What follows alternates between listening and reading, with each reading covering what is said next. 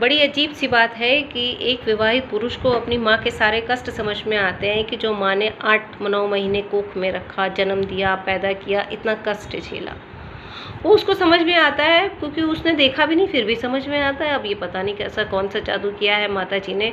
लेकिन वही जो उसकी विवाहित पत्नी है, उसकी पत्नी है, उसके बच्चे को पैदा कर रही है, इतना दर्द झेल रही है, उसी में वो अपनी सासू माँ के ताने भी सुन रही हैं, सास की बातें भी सुन रही हैं, ससुर के चॉइसेस भी सुन रही बन है कि आज ये खिलाना, आज वो बनाना, और सारा घर का काम कर रही है। उस पति को अपनी पत्नी नहीं दिखाई पड़ती कि मेरी पत्नी किस कष्ट में झेल रही है। शारीरिक कष्ट तो है ही, उसको मानसिक कष्ट भी ससुराल वाले झेल रहे हैं। वो अपनी पत्नी के पेन को बिल्कुल नहीं समझता। वो ये भी नहीं समझता है कि जब वो बच्चा होता है, उस बच्चे की केयर भी नहीं कर रहे हैं उसके माँ बाप, वो भी उसको नहीं दिखाई पड़ता। वो बच्चा किस तरीके से बढ़ रहा है और क्या न्यूट्रिशन मिल रहा है उसकी पत्नी को, वो भी नहीं समझता। पर उसको अपनी माँ के वो कष्ट याद हैं जब उन्होंने 9 महीने पेट में रखा था, उसको पैदा किया था और क्या क्या झेला था।